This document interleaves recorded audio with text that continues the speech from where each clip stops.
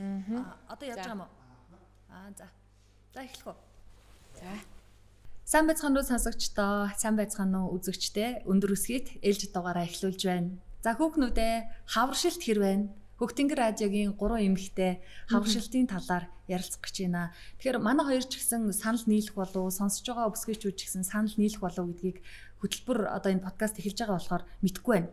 Гэхдээ хавар яригдахаар догтлолын хажуугаар ягаад ч нэг тийм эмзэг сэдв хөндөгдөд идэг штеп. Сэтгэл гутрал юм уу? Эсвэл нэг юм эвгүй санагдаад ч ах шиг. Уг нь ингээд бид чинь хүнд хувцснаас гараад хувцаа нэмгэлж байна. Хүн болгон л эмэгтэйчүүд за нэг хэдэн килограмм хасаад нэг 100 аятайхан байх юмсан та гэсэн далтын хүсэл бол байдаг шүү дээ. Тэгэхээр өнөөдрийн үндсэн сэдв бол хаврын улирлын сэтгэл гутрал гэж яг юу юм бэ? Бид тэрнээс яаж ангижрах юм бэ гэсэн сэдвээр зүгээр сайхан ярилцах гэж байгаа юм. Харин нэг албан ёсны зөвлөгөө өгнө. Энэ зөвлөгөөний их сурвалжаа би дуулгасан зүг байх гэж бодож байна. За Монгол Улсын их сургуулийн боловсрол сэтгэл судлалын тэнхимийн багш сайн санаа гэж багшийн үндсэн зөвлөгөөгөөр энэ удаагийнхаа одоо хоорондын ярилцлага нэг талд нь гарах нэ гэж ойлгож байна. За сайн байцгаана уу? Хавшилт хэр байна манай хоёр? За өдрийн мэнд хүргэе, өглөөний мэнд хүргэе, оройн мэнд хүргэе. За өндөр өсгийт охтууд маань, бүсгүйчүүд маань энэ өдрийг, энэ хаврыг бас сайхан өнгөрүүлж байгаа. Сайхан гэхээр за яг уу сайхан баха. Яг уу ягаад би тэгж хэлсэн гэхээр нөгөө сая ингээд сэдвээ танилцуулсан тийм учраас бас хаврын синдром гэж бид нар их яриад байдаг. Бас тэрнтэй холбочлоо л доо уучлаарай. Тэгээд хаврын мэнд хүргэе. За ингээ юуны түрүүн өндөр өсгийт подкастыг сонсож байгаа болон үзэж байгаа нийт бүсгүйчүүдээ энэ өдрийн мэндийг хүргэе.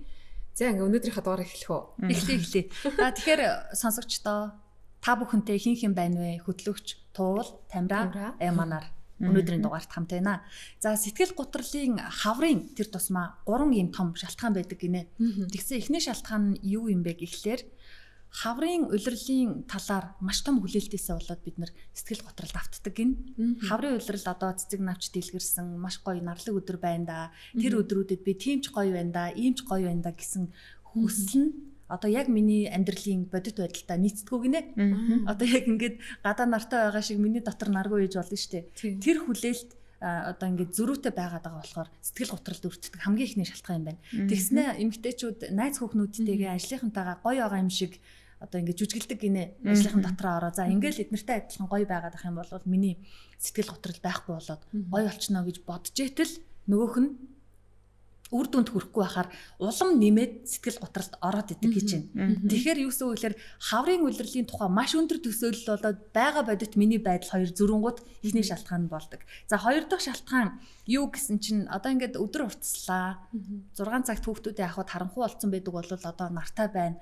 Тэгсэн чинь хүмүүс энэ хооронд маш их юм амжуулаад байгаа юм шиг санагдаад атал би юу ч хийхгүй байгаа юм шиг санагдаад тэгээд өөрийгөө хүчээр ажиллаар дараад завгүй байгаа юм шиг ингээд мэдрэмж төрүүлээд өөртөө дарамт өгөөд эхэлдэг гэж шүү. Сайн дураараа. Тэгээд эн чин мэдээж л хүний бие физиолог өглөө хэдэн цагаас ажиллаад өдий болтол ингээд боллоо гэж бодох байтал өөрийгөө амраахгүйгээс болоо сэтгэл гутралд өртдөг гэж байна. Энэ бол ерөөсөө би юм шүү байна. Сайн дураараа хүмүүс юм хийгээд хахад би одоо юу хийгээд байгаа юм болоо. Харин тий. Тэгэж бодоод байгаа би. Тэгээд энэ нэрээ. Тэгээд байгаа юм. Тэгээ би одоо би хаана яваад байгаа? Би одоо юу хийгээд байгаа юм болоо. Йоо за арай. Хүмүүс ингээд бүсгүйчүүд чадаад байхад би яагаад чадахгүй байгаа юм бол за ац гэл ингээд өөртөө яриад өдрийг барж байгаа шүү. Тамира яаж ийн? Миний хувьд бол би ингэж утсан. Хаварт бас нөгөө улирлын шин чанараас бас шалтгаалж ийн. Хүний бие организмын одоо ядаргаач гэдэг юм уу тий. Бие организмаас бас шалтгааллах зүйл нь эргээд хүний сэтгэлзүйд бас нөлөөлж ийн. Нэг өдөр ингээл ачаалтаа нойргоо хончих юм бол маргааш өглөө бол тэгэл нэг жоохон тиймэрхүү л штэ. Тэгэл тиймэрхүү юм ажиглагдаж байна. Тэгэхээр ер нь манай сонсогч бүсгүйчүүд ч гэсэн хавар болж ийн те. Өөрийнхөө дархлааг сайн дэмжээрээ, сайн унтаж амраараа л гэж зөвлөмөр санагдчихна. Энийг би Тамираг юу гэж бодож байгаа вэ гэхээр Тамираа нөгөө энэ 7 хоногт өглөө ээлжинд явж байгаа. Маш эрт босоод тэгээ ингээд нөгөө эрчимтэй ингээд өглөө үүрээр босоод ажиллаад явсаар хагаад бид нар чи очиод амрахгүй штэ тий. Тэгэл гэр бүл энэ дээр үргэлжлүүлэл тэгээ төөшн унтаад энэ давтамж ингээд олон давтагтахаараа 7 хоногийн сүүлээр бүр ингээд унахаа шахдаг шүү дээ тий. Яг ийм байдалд орж байгаа гэж бодож байна. Тэгээд дээрэс нь нөгөө хаврын сэтгэл санаа. Тэгэл гэр бүл хаалга болгоны цаана асуудал байдаг гэдэг шиг тий. Бас бидний толгойн дээр асуудлууд байгаа. Тэгээ энэ бүхэн чинь нийлээд ирэхээр амар хэцүү шүү дээ. Бас нойртойгоо холбогдож байгаа байхгүй тий. Нойрттой байхаар зөндөө нойрны талаар мэдээлэлүүд манайхан ч гэсэн өмнө нь хүргэжсэн. Гэхдээ нойр ингээд дутуу байснаар бас гормоны өөрчлөлтөнд бас орж идэг гэж байгаа байхгүй. Тэгэхээр тэр бас бүр зайлшгүй гадны нөлөөтэй ингээ орж ирж байгаа байхгүй. За тэгэхээр эхний хоёр том шалтгааныг манай хоёрын хин нэг нь үгүйсгэсэнгүү. Сонсож байгаа хүүхнүүд ч гэсэн баримжаатай байгаа болов гэж бодож байна. Тэгээ насны ялгаа байхгүйгээр эмэгтэй хүн болгонд 20-од насны, 30-од насны, 40-од насны биднэрт ч гэсэн нэг юм гоё байхынсан, нэг энэ хаврыг аятайхан даван туулахынсан гэсэн хүсэл байдгийн шүү. За 3 дахь том шалтгаан нь энэ ерөөсөө харшилтай холбоотой юм байна. Хаврын улиралд харшил. Хаврын улиралд харшил нь хөдөлдөг хүмүүс байдаг. Тэгээ тэр нь одоо юу гэдгийг бие организмд нь угаасаа хүн дээр нөлөөлөөд тэгээд энэ сэтгэл гутралд автах хамгийн том шалтгаан байдаг. Энэ харшлыг одоо үнэхээр яалт авдээ тийм ээ. Ийм байдаг. Харшил чинь айгүй хэцүү байхгүй юу? Хамар битүүрэн байнга. Тэгээд эн чинь цаашаа зүрхэнд нөлөөлөө явчихна. Үгүйдээ ядчил нэг сайхан амьсгал авч агаад нэг ажиллаа хийх гэхээр л ингээл дарамттай. За тэгээ энэ тэнд загтандаг харшил маршал гэдэг ингээ айгүй хэцүү шүү дээ. Ер нь харшилтай хүмүүсийг л ойлгоно.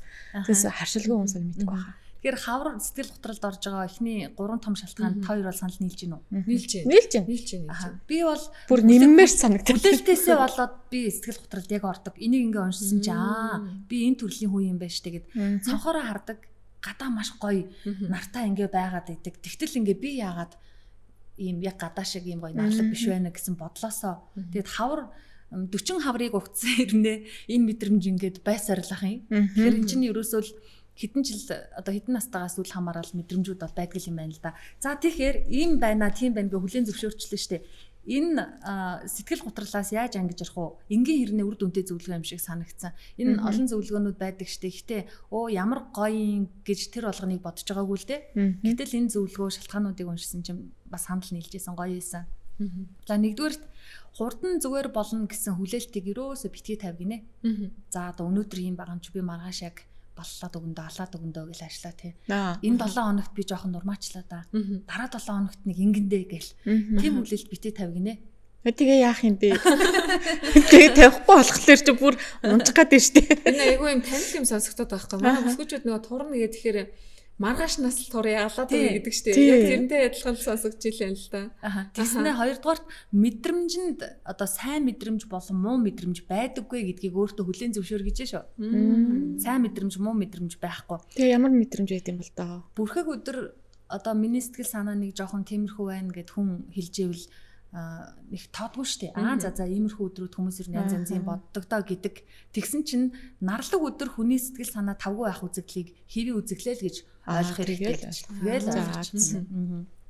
За гадаа цаг агаар сайхан байлаа гэд заавал би өнөөдөр нөгөө сэтгэл санаа авь адилхан байх албагүй. Манай өрөөний 4 эмэгтэйгээс одоо чи найруулагчтай гэдэг нийлээ 4 эмэгтэйтэй штэ. Бид 4-ийн одоо 3 нь аз жаргалтай байхад би ганцаараа өнөөдрний гундуухан байх боломжтой гэдэг эрх чөлөөг бас өөртөө өгөө гэсэн байх шүү. Түүнээс энэ 3 гоё яхад би яагаад ингэж байгаа юм бол тоо гэж битгий өөрийгөө буруутгаарай гэж байна. За хоол хүнсэндээ анхаарал тавиа. Энэ бас миний алдаа. Анзаараад тахад туулын ч гэсэн алдаа их байдаг. Юу вэ гэхээр би яасыг чихэрлэг амтлаг юмд их дуртай. Тийш дээ. Миний буруу. Шоколад гараад ирэх юм бол ерөөсөө ингээд татгалзаж чаддгүй. Тэр нь тухайн үедээ мэдээж хүний сэтгэл санаагаар өргөн гоё ойлгоно. Ямар гоё юм бэ гэл ингээл кофетойгоо нэг шоколад идчихэл байж атал яг ингээд нэг өгсөн мэдрэмжтэйг адилхан хэсэг хугацааны дараа сэтгэл санаагаар нав сунаадаг юм. Тийм үү?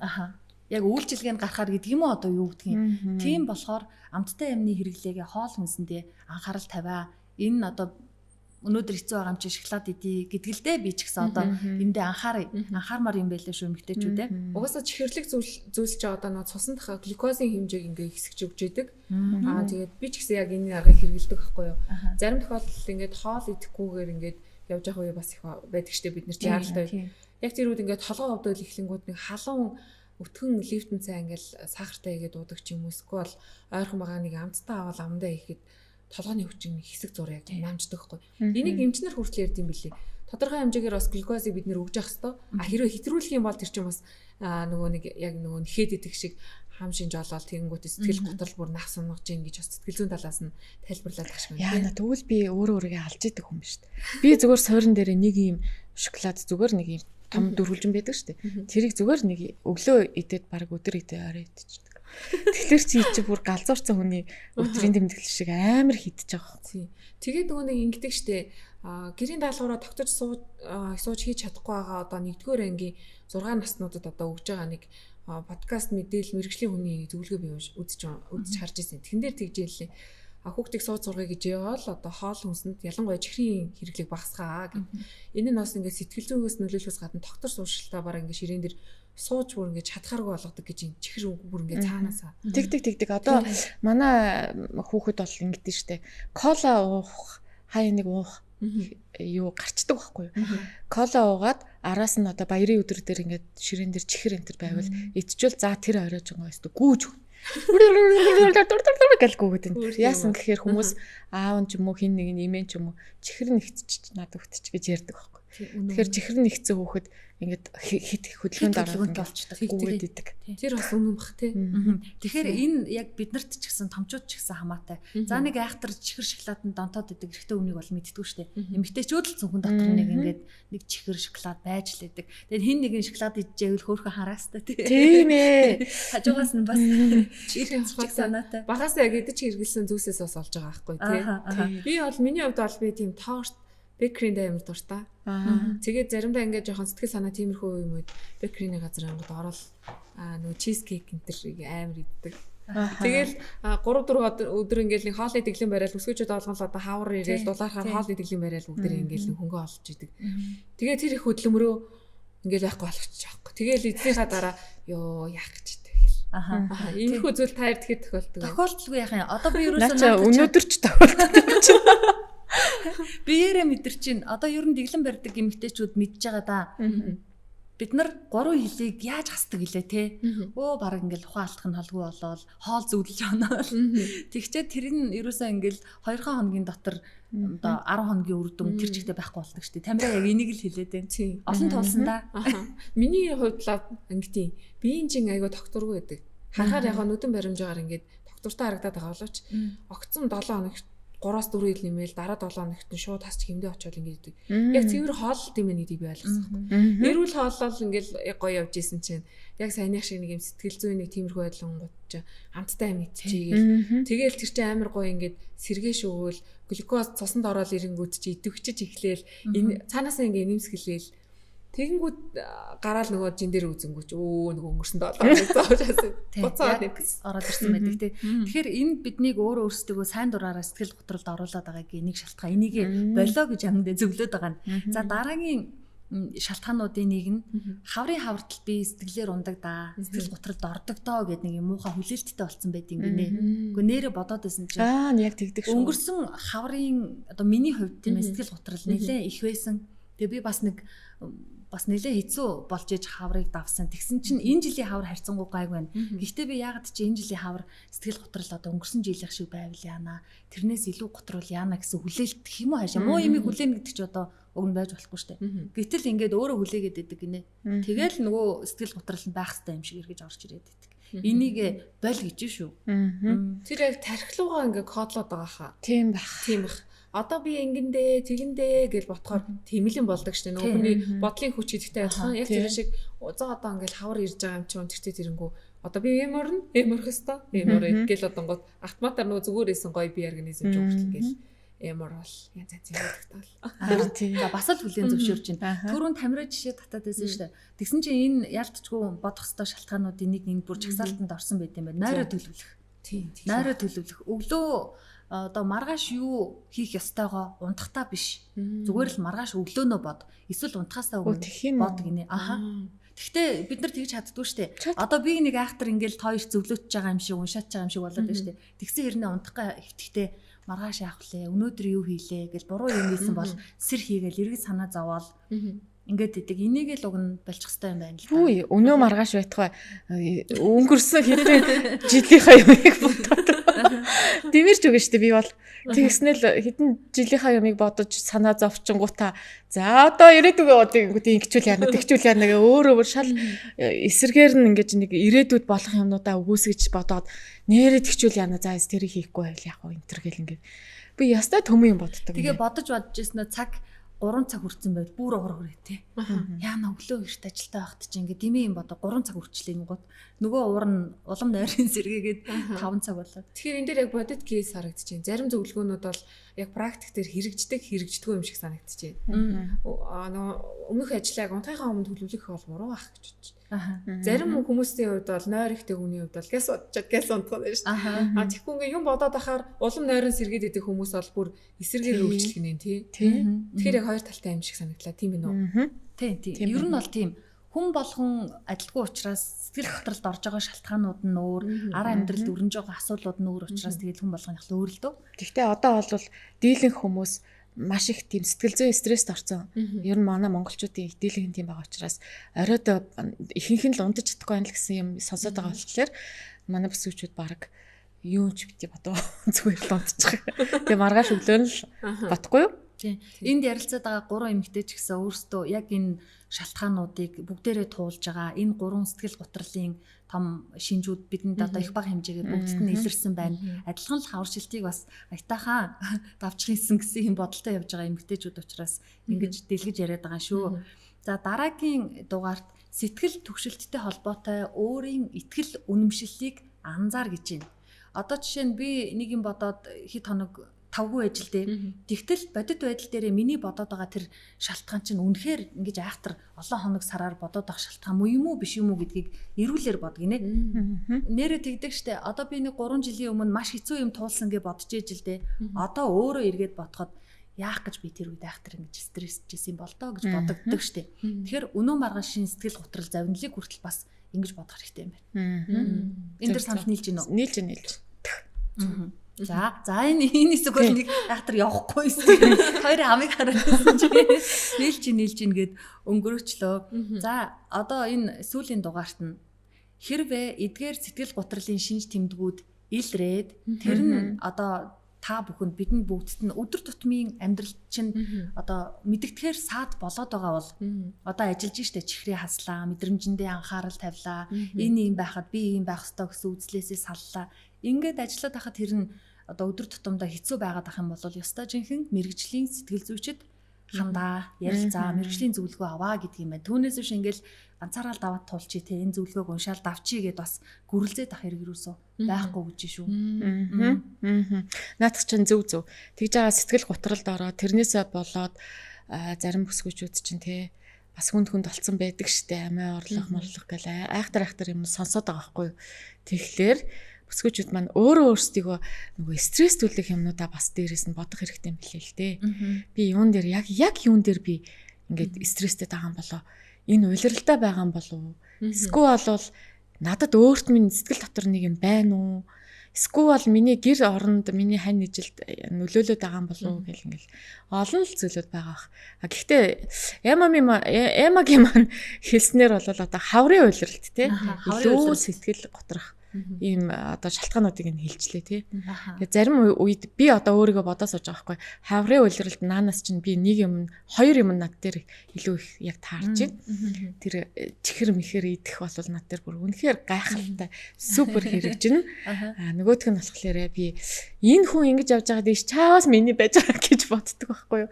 Тэгэхээр бас тэгэж болохгүй юм байна. Энэ 3 том шалтгааны нэгэнд ерөөсөө нэлээд дээгүүр орж шүү. Хүмүүс бүсгүүчүүд яагаад амжуулж болоод байгаа юмыг би яагаад амжуулж чаддгүй бол та чаас гэж бодогдоод байдаг байхгүй юу. Тэгвэл дараа нь би өөрийгөө бодглохлоор за хүн болго ижилхэн биш юм чинь. Би ядраад байгаа юм чи яг би жоохон амарч гэдэг өөрийгөө амраачдаг. Сая эмагийн хувьд болохоор яг мэрэгжлийн хүний өгж байгаа зөвлөгөө бид дамжуулж байгаа. Яг хувь хүний хувьд практик дээр болж байгаа зүйлсээс ингээд дурдах юм бол надад тийг санагддаг байхгүй юу. Одоо стресс хэрэг тайлах арга гэж байгаа бол магадгүй яг унтахынхаа өмнө нойр хүрхгүй стресстэй байгаа одоо манай сонсогч үзэгч бүсгүүчүүд байх юм бол халуун бүлээ усанд гоё ороод дуртай тэр үнэртэй гоё бабл бөмбөлөгөө игээд хатаас нь сарнаагаа хийгээд тий дуртай номоо ингээд уншаад хажууд нь гоё юм лагасаагаа тий ганцаараа байж олох тэр айгүй гоё тийм 50 байж олох орчныг бүрдүүлээд түүний дараа ингээд оронд ороход бол бүр нам унтдаг гэж. Нэгдүгээр тийм байна. За хоёрдугаарт бол монголчууд бүр ингээд нийтлэг ажиглагддаг гинэ. Би бас нэг юм мэдээлэлээс харж ирсэн байхгүй юу. Тэн дээр яаж нэхэр манай монголчууд би сэтгэл готролтойгоо юм чи ингээл олон мемор ол юм эмотоо сонсдог гинэ. Тэгэл хавар нөгөө хайр нэрцэн. Сэтгэл зүйн янз янзын асуудлууд ингээ бөмбөгдөд багтчихсан л нөгөө хайр хаягдсан хайрын тухай дуугч сонсох. Нэмж сонсоол. Ороод тэгээ нөгөө өөрөө ядж хат хаягдсан байж идэг. Тэрийгээ сонсоод уйлал нус нулимс олоод бүр улам ингээд сэтгэл санааны төвшин бүр унж идэг гинэ. Бас нэг мэрэгжлийн үнээс яг бичсэн мэдээлэлээс харахад бол яг орчноо бүр эсэргээр нь солисон үед заримдаа тэр бүр амжилт авчирчаа тохиолдол байдаг гэж юм. За. Бүр ингээд орцсон ингээ хэцүү үедээ бүр чанга юм ритмлийг цоглог дуугч юм сонсох хэрэгтэй гинэ. Тэгээд бүр ингээ гэртээ ганцаараа бугад суух биш бүр ингээд бүр олон хүнтэй газар магадгүй диско клуб энэ төр ороод гоё ингээ хөгжим хөлсөө гартал үжиглээд олон хүнүүд ингэж өөрийгөө авч өгөх хэрэгтэй гэж байна. Тэнгүүд стрессийн төвшин ингээд бүр ингээ өөр хүртэл болцсон тийм судалгаа хүртэл идэг гэж хэлсэн шин. Тэгэхээр клуб орохны ш тул гэж. Орё. Тамира яг өөртөө хэрэгэлдэг арга нь юу вэ? Хүн болгон энэ зөвлөгөөнүүдийг бүгдээрээ ингээд энэ тэнд уншсан байгаа. Гэтэ миний арга энэ надад тохирдог доо гэсэн тийм арга байна уу? Бид хоёрт бас тохирох юм билээ. Хоёлаа туршиж үзье л да. Миний хувьд би сая яг тэр хоёр арга баг надад ойрхон байсан болохоор ингээд айгуу сууцаа би тгийг илэрхийлж байгаа юм тэр байхгүй. Ер нь бол би ол юу гэдэг ингээд жоохон сэтгэл хүн болгон л угаасаа сэтгэл санаагаар унах үе байдаг. Тэгэл унаал ихлэнгүүт чинь би машиндаа ингээл машинаа жолоодоо л явж байхдаа хаалгануудаа цохнуудаа бүгдийг бит өмжлээл амар гоё химнэлтэй цоглог дутгал тавиал даагч ингээл дуулаад гэж ингээл. Тэгэл яг ингээл төгжрөх тусам бараг ингээд нэг цагийн төгжрлийг би одоо энийг яг сонсоо сууж байгаа үзэгчтэй сонсогчдоо хэлмээр санагдчихж байгаа байхгүй юу. Энэ одоо юу машины одоо төгжрөл чинь бас эднэрт заримдаа хэрэгтэй зүйлийг авчирдгийг шүү. Бүтэн цаг төгжрлээ 40 минут төгжрлээ стон ярэ төгжрөл гээл. Тэглээгээ бид нэр шийдэхгүй. Яг тэр орчинд юу хийж олох вэ гэдгийг би одоо өөрийн практик дээр өгсөн зөвлөгөөнөөс бол хүргэж байгаа байхгүй юу. Тэгэхээр та бүхэн маань яг тэгж стрессийнхээ оронд гоё өөртөө ярих бясалгах дуртай дуу хөгжмөө сонсох зэрэгэр те. Ингээд өөрийнхөө гоё стрессийг тайлах төвлөрөх боломжтой юм байна гэж яг өөрөө бодсон. За би болов штэ дахиад нэг юм нэмж хэлэхэд агаарт буюу одоо яг хаврын уйлралд агаарт алхах их зүгээр гэдгийг. Яг гоё чихвчээ чангалаад одоо чангалах бишээ чихвчээ зүгээд сайхан юм өөрт эвтэйхэн гоё чөлөөт хувцас өмсөөд сайхан мөрөвчөө үрчээд тэгээ яг чихвчээ ингэж зүгээд яг өөрийнхөө плейлистээс яг энэ тасархай дуу гэдэг дуугаа тавиад тэгээд гоё алах. Алхах бол хүнийг нэгдүгээрт эрүүл мэндэд хэрэгтэй, хоёрдугаарт амар өргөж өгдөг байхгүй юу? Би энийг бүр айгүй олон жил хэрэгжилж байгаа өөртөө. Тэгээд дандаа алхаж явдаг байхгүй юу? Ер нь дандаа ч явахад ихэнхдээ. За нэгд ингэж болж байна. Та хэрвээ уул мууланд авирч чадахгүй байгаа бол заа юм. Ажил руугаа явах юм уу? Эсвэл хаа нэгтээ гараал явдаг штэ. Тэгэхээ орно ажил руугаа юм уу? Эсвэл хаа нэг тийшээгээ явах тохиолдолд машин сонгохгүй, нийтийн тээвэр сонгохгүй, зүгээр л алхаад явчаад нэг үзэх. За хоёрт гэрэл одоо яг уучлаарай. Туулагч яриг таслах чинь. Энэ дэр туулагч нэмээд хэлэхэд мэдээллийн шин чанартай гэх юм бол стрессийн төвшинг бас нөгөө нэг хөс маш сайн гаргаснаар спорт юм уу, биеийн хүчний энэ ажил дасгалыг сайн хийснээр стресс тайлагдгаа гэсэн бүр мэрэгжлийн үнэ зөвлөгөө юм лээ. Хэрвээ гарч орж чадахгүй бол гэрээ сайхан битэл цэвэрлээ хөсөө гаргачих юм бол бүр ингээ стресс тайлагддаг гэж хэлсэн. Тэгээд нөгөө хүүхнүүд чи гэрээ цэвэрлээд идэв шүү дээ зарим энэ бүсгүүчүүд чаа. За эсвэл уул руу алах. Тий. Ойрхон энэ угаасаа жим гаргаад бүр тогтчуулаад ингээ өгцөн байгаа шүү дээ. Богд уул гэхтэл тийшээ алхаад үз. Зүгээр л үз. Хийгээл үз. Айгуу гоё гэдгийг алхах бол. Хагас өдөр гарах хэдүүлээ. Гоё агаар байгаль гэдэг чинь хүнийг тайвшруулцдаг. Тэгээ модон дотор ингээ алхаад байгалийн чимээ сонсоод ингээ явахаар шал өрөөдөг. Тэр чихвчээ аваа ичих. Тэгээд зүгээр ингээ байгалаа сонсоод алхаад нэг үзээрэй гэж хэлмээр байна. Энэ бол миний нэмэлтээр өгөх зөвлөгөө. Би тэгвэл түрүүн мэрэгжлийн үнийн зөвлөгөөнүүдийг өгөөдөөсөө яг өөрөө хэрэгжүүлдэг зөвлөгөөг та хоёр сая яг ярих гэж штэ. Миний стресстэй нэг юм юу вэ гэхээр хүүхдүүдтэй хангалттай цаг гаргаж чадахгүй байгаа да. Гэрээ сэтгэлдээ одоо таартал цэвэрлж чадахгүй байгаа да. Одоо ингээд бодоход шкафны хаана юу байгаа гэдг нь тодорхойгүй байгаад ингээд стресстэй байхгүй юу? Бас хөөрхөн үрнэ. Тэгэхээр амралтын өдөр хурдан болоосай. хүүхдүүдтэй яг ямар хоол идэх гэсэн тэр хоолыг хийж хийнсэн. Шкава зөөр нүдэ анил бодоход тэр давхрын тэнд тийм хувц байгаа шүү гэдгээ мэддэг болтлоо цэвэрлэхийнсэн. Ингээл яг тэрийг ингэж боддог, төлөвлөж хэлдэг. Тэгэнгуутаа амралтын өдөр гэртээ амарч агаад заав нь хүүхдүүд аваад агаарт гараасаа гэж боддог. Тэгэхээр би гэртээ ганцаараа үлдчихэж агаад. Тэгээд нөгөө дуртай дуугаа тавиад. Тэгээд гэрээс та нэг сайхан цэвэрлээд яг хүүхдүүд одоо нөхөр гэрт ороод ирэхэд гэр цэвэрхэн дуртай хоолнд бэлэн байж ах юм бол тэр 7 хоногийн ажлын эхний өдөр буюу даваа гараг гоё эхэлдэг. Тэгээд тэр 7 хоногтоо одоо гэрээ орхиж явах гэдэг юм уу? Эрч хүчээ авдаг. Тэгээд тэр амралтын өдөр олигтой гэртээ хийж чадаагүй бол тэр дараагийн 7 хоног за урдан дараагийн 7 хоног болоосай амралт болоосай гэж бодоод өнгөрдөг. Миний арга бол энэ үү тэгэхээр гэр цэвэрлэж гэдэг юм уу? Эсвэл одоо гимшлээ тайлж стрессээ тайлт юм уу? Хаашаа. Гэр бүлдээ цагаа зарцуулахаар чиний стресс тайлах юм байна шүү дээ. Бид нар би болохоор хуваараа ганцаараа хоёлаа гэр бүл биш. Тэндээс тусдаа өөрөө өөрийгөө стрессээ тайлдаг. Бүр яг адилхан наттай адилхан юм шиг туулж байсан.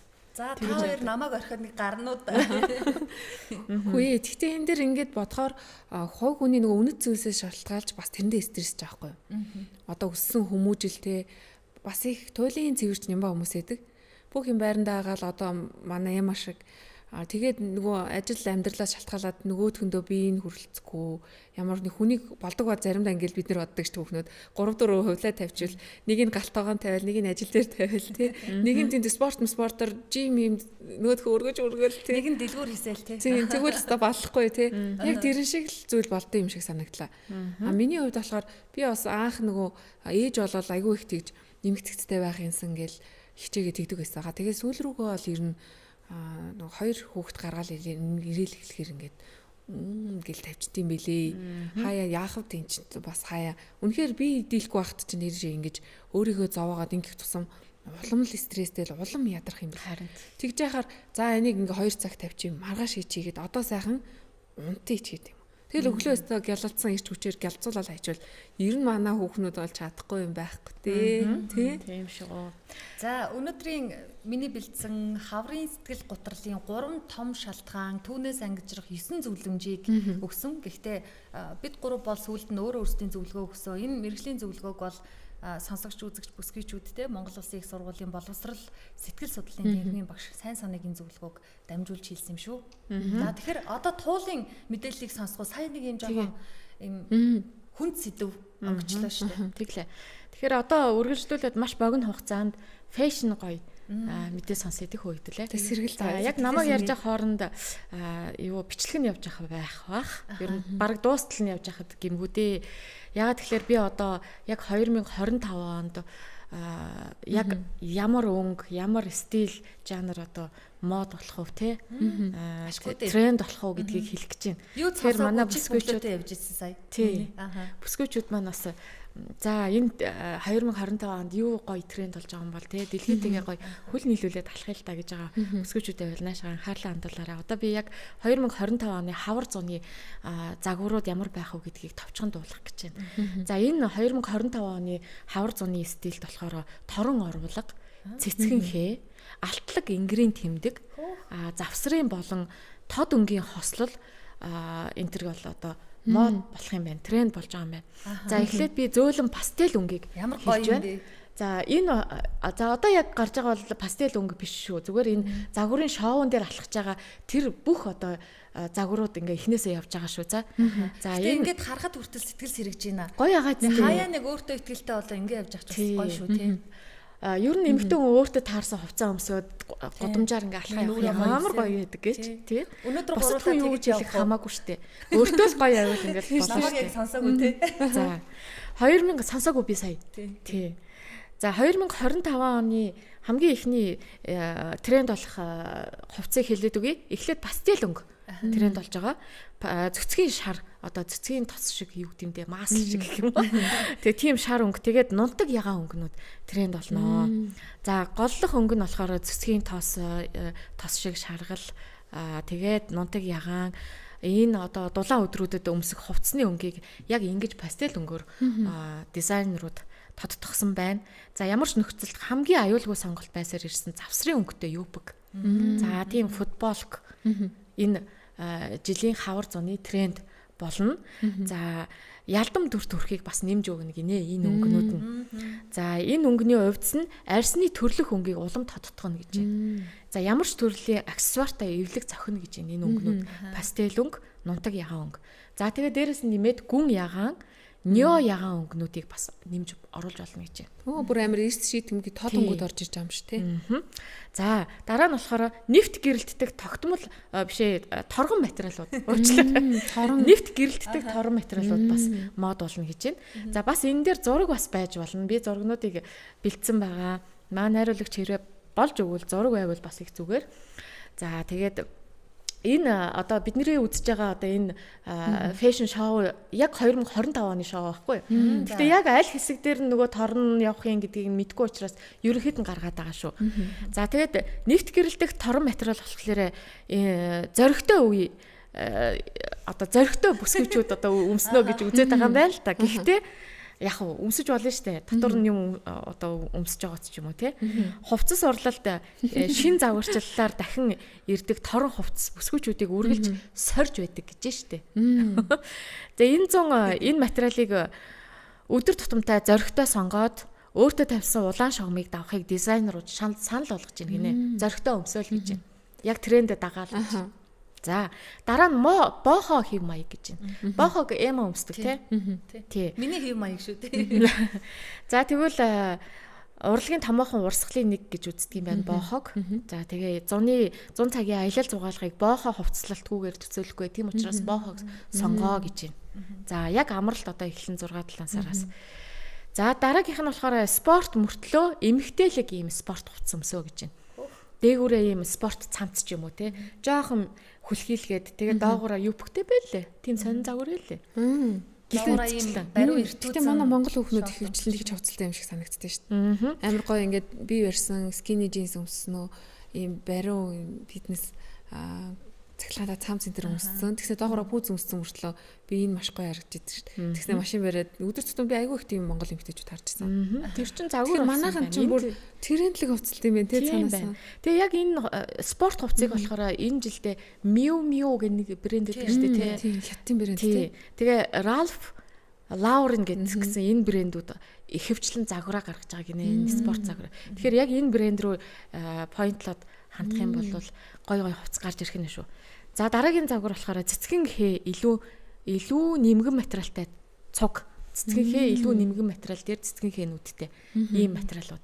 Жишээ нь одоо нөгөө зуны ийм сэвэлзүүр ийм силкүүд байдаг штэ. Тэрэн дээрээ ингээд цэцгэн ийм хээтэй ийм материалуудыг энэ жил тренд болох юм. Проно маяг ийм нэмгэн цамцсан дээр гоё хээнүүд байдаг штэ. Нөгөө торон өгөөшийн хувцас гараад ирлээ шүү. За энэ болохоор нөгөө торон нефт гэрэлтдэг байна тий.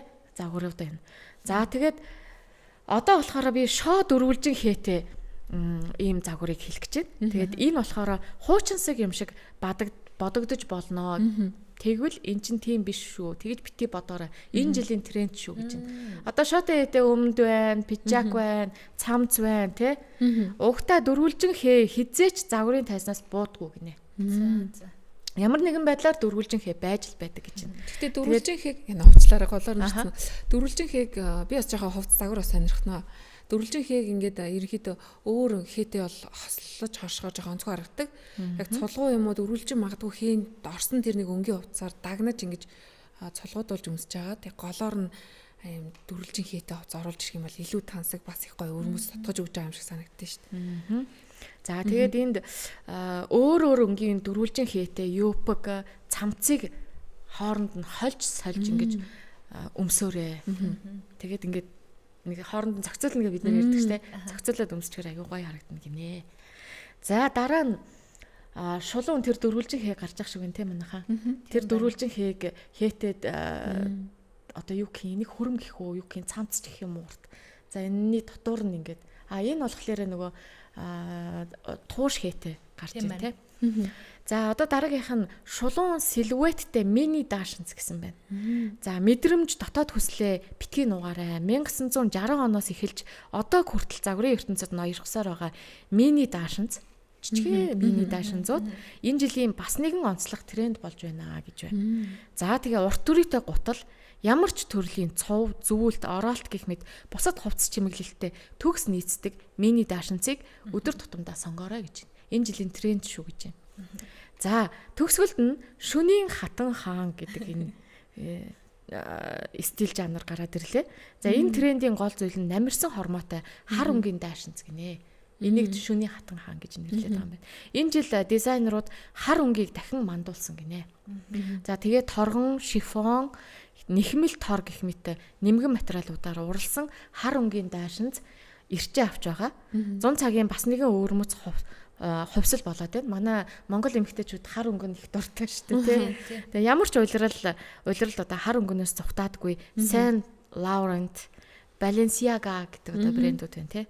Хар өнгийг их голчлон энэ хийд юм байна. Тэгээд энэтэй зэрэгцээд олон загварын орднууд одоо хар өнгийг 100 цагт юу яаж байгаа юм бэ? Тренд болгож гаргаж ирж байгаа юм байна. Гоё харагдчих. Тэгээд ийм хар өнгийн хувцсаа бас өөрөөсөө гоё зохицуулаад гаргаж ирээд өмсөж болох нь байна. Өнгөнд нь их дуртай тий хар ихээр болж ийн л гэж суугаад байдаг. Хар утас ч өөрөө бас нөгөө туранхаа харагдуулдаг. Хөвчлэн одоо манай бүсгүүчүүд бүгдээрээ л мэдэндээ тэгээд илүүдэл жингээ нуух зорилгоор л хүүхнүүд бид нар чинь ингээл яг ингээд чухал төлөвлөсөн хувцас хэрэг олдохгүй үед үнэхээр хар өнгийн хувцас үнэхээр амьд орд юм шиг санагддаг. Тэгэл дээр нь гоё ингээд тод өнгийн улаанаар ч юм уу уруулаа удаал битүү ингээ хар уцтай байсан ч гэсэн айгүй гоё тансаг харагддаг. Та яг тэгдэг үү? Нэг юмд явахгүй л ингээ төлөвлөсөн цаг хугацаад авчруу тэгээд өмсөх хугацаа төлөвлөөгүй үед гэлс хувцсныхаа шүүгийг ингээ онгоолох үед бол хамгийн түрүү аминд ордог хувцас яг л юм хар өнгийн дээрээс ч юм уу тий. Хар өнгийн хувцас тий. Энэ тентхий янз бүрийн ямыг нуучдаг байхгүй юу? Тий хар өнгөч айгүй аваас их давуу тал өндөр тий. Өдөр тутмын хувцалтаа ингээд яриул яж байна. Одоо миний харж байгаагаар бодож байгаагаар Тамирагийн хувцлалт хувцас загварын тал дээр бас нэлээд илүү мэдрэмжтэй гэж бодоод байгаа.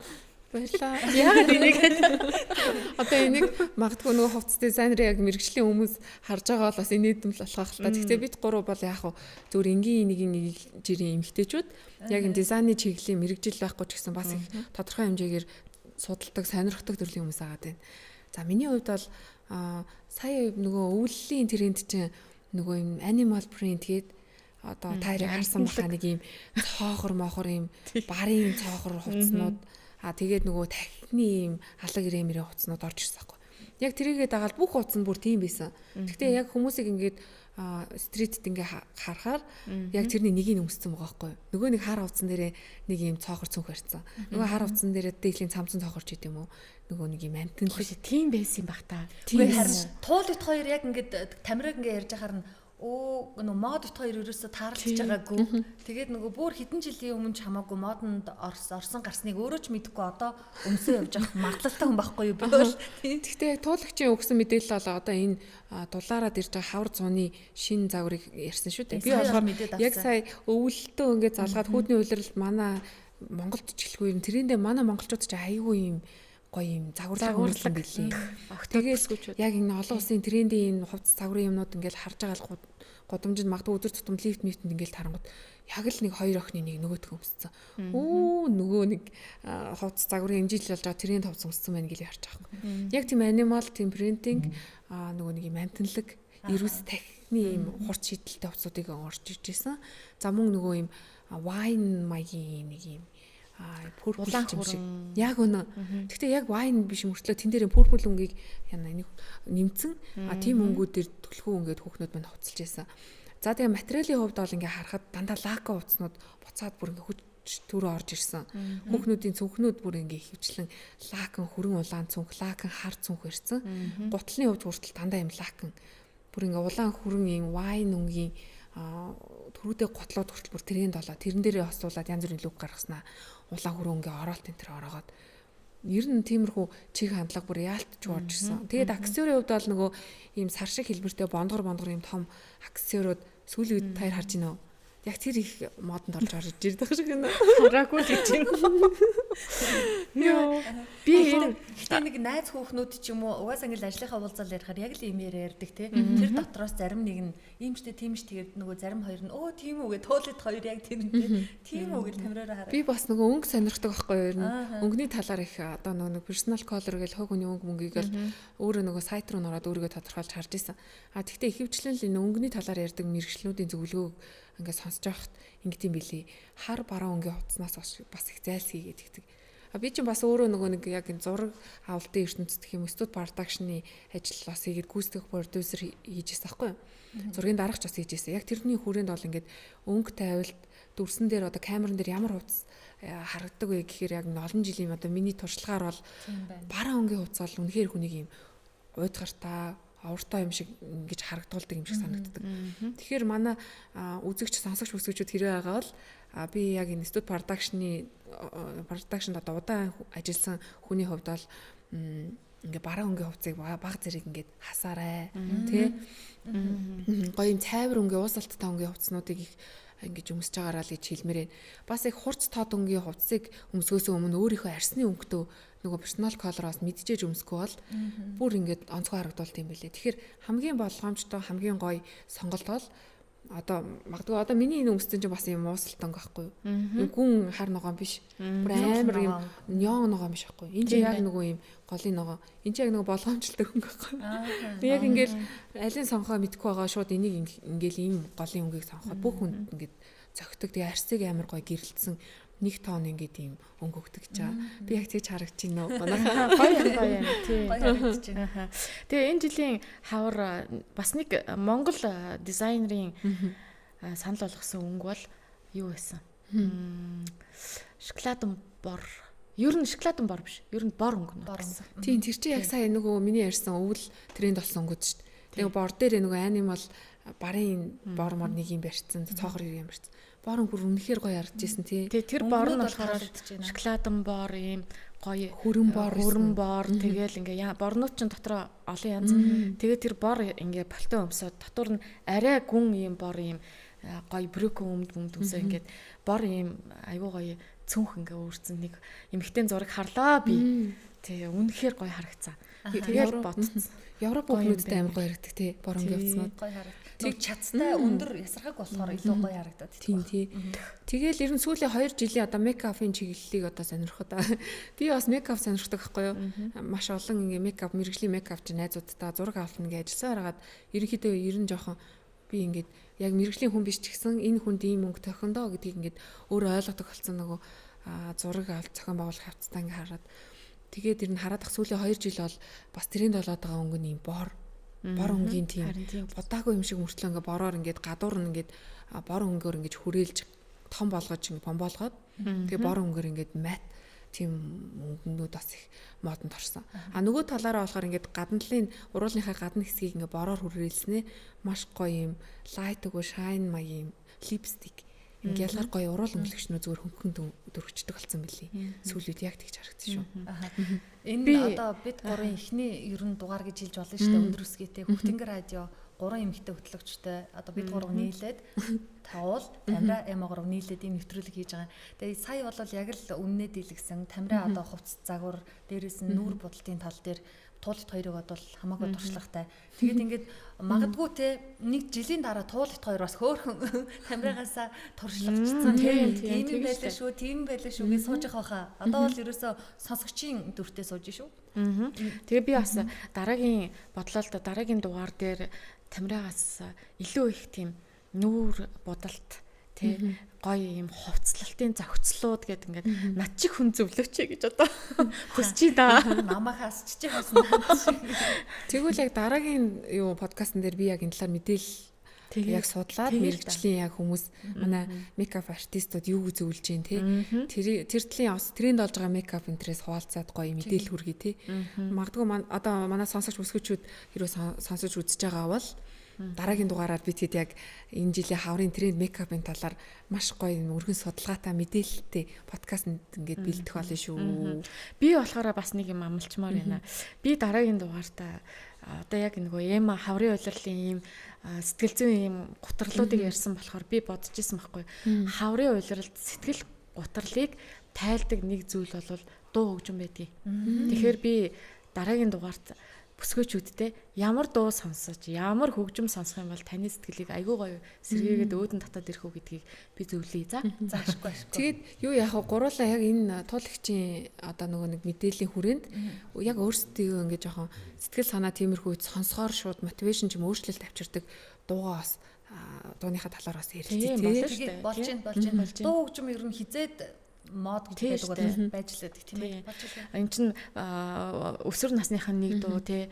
За тэгээд нэг 20 эдтэй залуучууд нэг дуу сонсож байхад 30 хэдтэй нэг өөр 40-тэй нэг өөр ч юм уу ингээ явж идэг байхгүй. Үеэрээ өөр Тийм. хадгалж Чи дараа л хоногт паах чи юм дуу сонсд юм уу? Паах та юм байдаг. Гоёштэй. Та хоёр яг санаа зовлтгүй авчираарай заяа. 3 бинэ өөрөөр нэхнэ шүү дээ. Тийм шүү дээ. За тэгээд яг уу энэ түрээд өндөр тэгээд нэг юм нэмэт хэлчихв. Юу яа гэм бэлээ дуу хөгжим дээр болохоор хүн чинь одоо хүн болж нийгэмшиж байгаа гол бодол сэтгэл үзэл бодол гэж бид нар ч оюун ухаан заяасан учраас бид нар бас уншиж явах хэрэгтэй гэсэн.